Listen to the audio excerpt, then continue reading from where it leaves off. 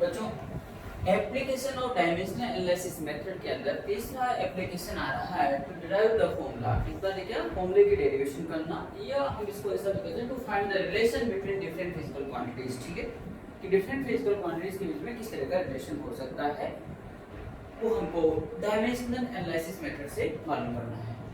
इस बात को समझने के लिए एक एग्जांपल ले रहे हैं, क्वेश्चन ले रहे हैं। ठीक है, उससे बारी बात समझना जाएगी, बड़े आराम से देखिए।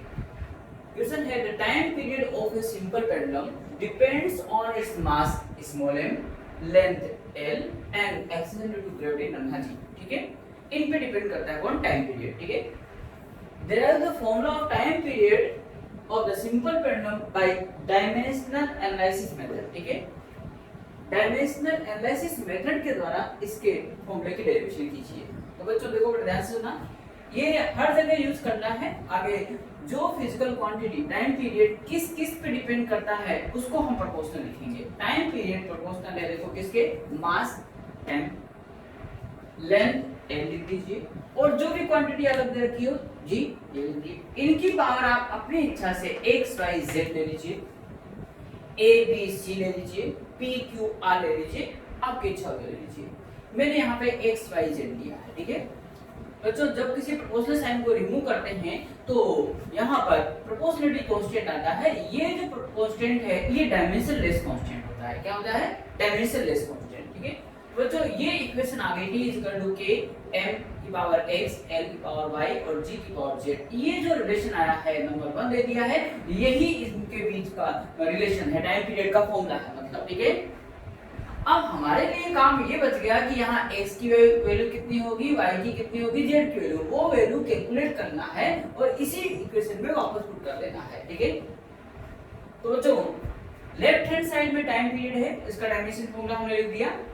राइट हैंड साइड में k डायमेंशन लेस है और मास m1 की पावर x, लेंथ l1 की power y, g acceleration due to gravity का वही होता है जो एक्सीलरेशन का होता है, तो l1 t - 2 की पावर z। इनको बच्चों कंपैरिजन किया हमने, कंपैरिजन करके x y z की वैल्यू कैलकुलेट करते हैं। यहाँ m की पावर x है, यहाँ 0 है, x 0, l की पावर y + z 0, p की पावर -2z और यहाँ 1 है तो -2z 1, z की वैल्यू -½ आई, ये वैल्यू यहाँ पुट किया तो y की वैल्यू 1/2 आई। बच्चों x y z की वैल्यू हम प्राप्त कर चुके हैं, ये तीनों वैल्यू इसी इक्वेशन 1 में पुट कर दीजिए। ठीक है ना, आइए पुट किया तो k m की पावर x की वैल्यू कितना है 0, y की वैल्यू 1/2 और z की वैल्यू -1/2, और सो रिक्वायर्ड इक्वेशन और फॉर्मूला क्या हो जाएगा, t k √l/g। बच्चों यहाँ पे ये आपको फॉर्मूला मिल चुका है। ठीक है, लेकिन यहाँ पे k जो है प्रोपोर्शनली कांस्टेंट, इसकी वैल्यू कितनी होती है वो वैल्यू हम डायमेंशनल एनालिसिस मेथड से नहीं प्राप्त कर सकते हैं। ये इसका ड्रॉबैक है, इस मेथड का ड्रॉबैक है।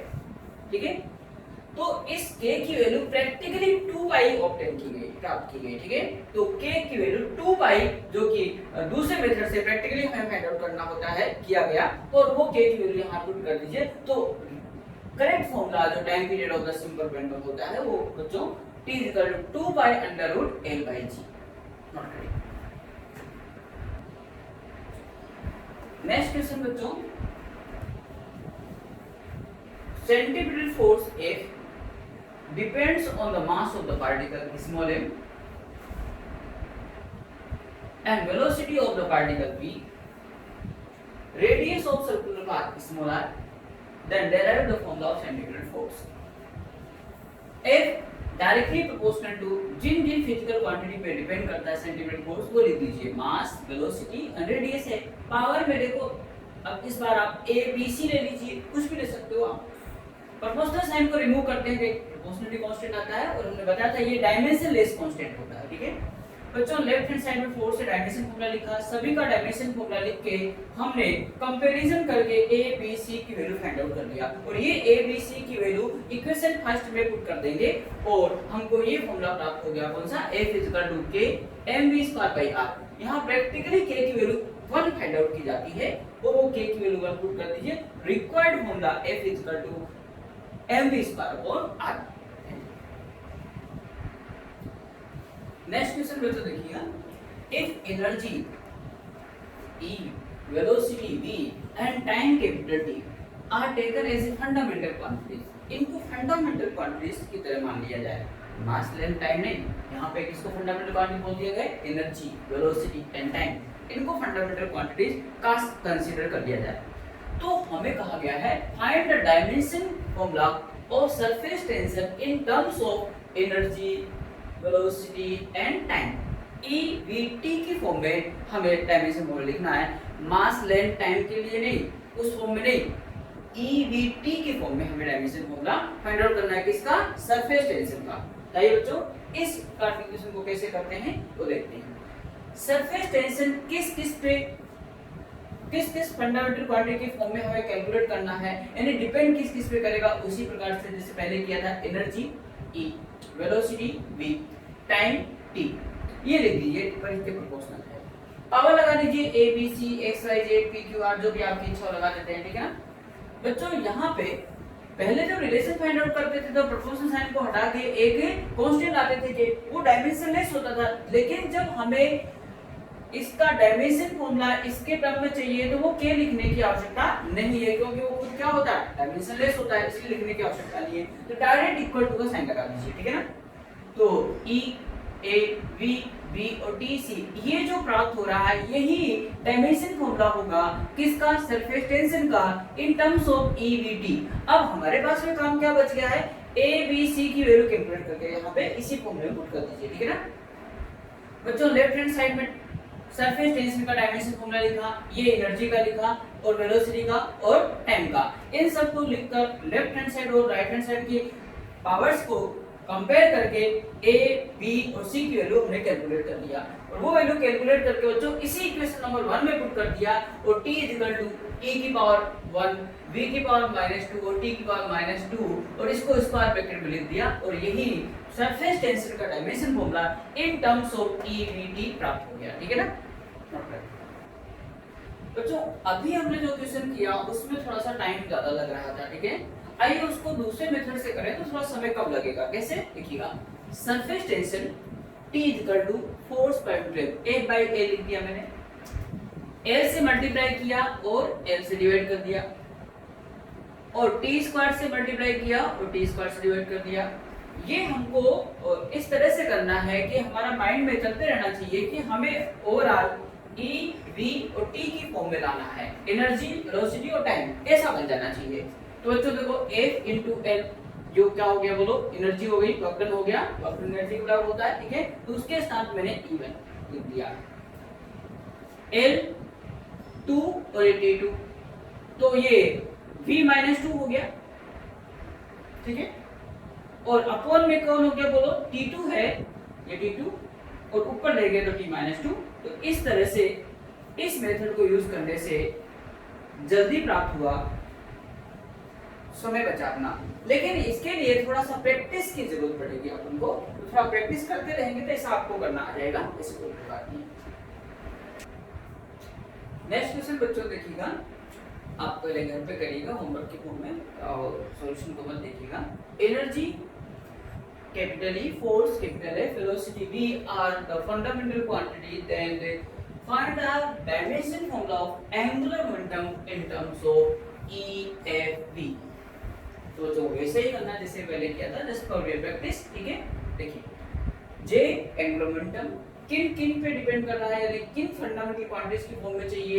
EFV, तो हमने EFV लिख दिया, पावर ABC यूज कर लिया है, बस इक्वल टू का डायरेक्ट मैंने यहाँ पे फॉर्मूला यूज कर लिया है, क्योंकि प्रोपोर्शनलिटी कांस्टेंट डायमेंशनलेस होता है।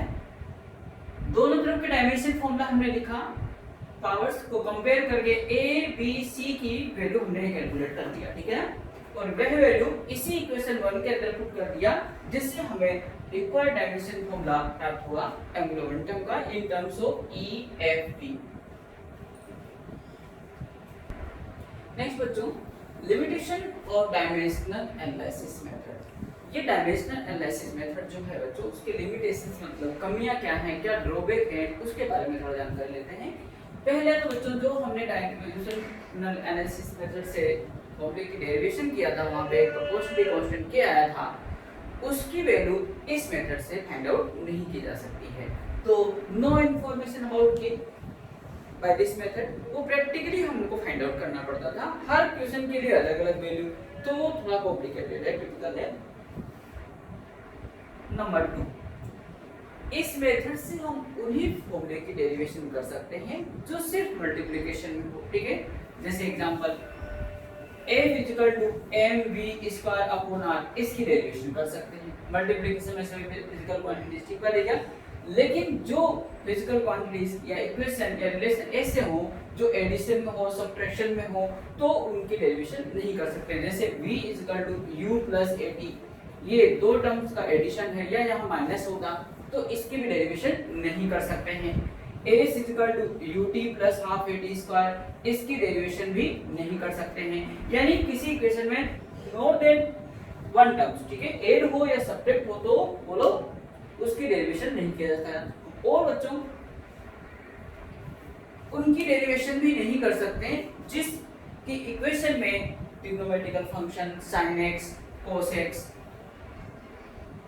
tan x, e to the power x, log x, बच्चों ये टर्म्स अगर आ रही हो तो उसकी डेरिवेशन भी हम नहीं कर सकते, क्योंकि ये क्या होते हैं, डायमेंशनलेस क्वांटिटी होते हैं, ठीक है ना। और अगर किसी ट्रिग्नोमेट्रिकल फंक्शन की बात करें या लॉग फंक्शन की बात करें, e to the power x की बात करें, ये किसी फॉर्मूले में आ रहा है तो उस फॉर्मूले की डेरिवेशन भी नहीं कर सकते हैं। जैसे एग्जांपल हम देते हैं n equal to n not e to the power minus lambda t, इसकी डेरिवेशन हमें अगर करनी हो तो नहीं कर सकते हैं, क्योंकि इसमें एक्सपोनेंशियल की टर्म्स आ रही है, ठीक है क्या। तो जो ये इसके कुछ ड्रॉबैक्स हैं जिनके कारण ये इतना यूजफुल नहीं मेथड होता है, ठीक है ना। तो नोट करिए और सभी क्वेश्चंस आप कर सकते हैं, ठीक है। और टॉपिक आपका कंप्लीट हो गया है और सभी क्वेश्चंस आप कर लीजिएगा और जो भी डाउट हो पूछ लीजिएगा, ठीक है। Thank you.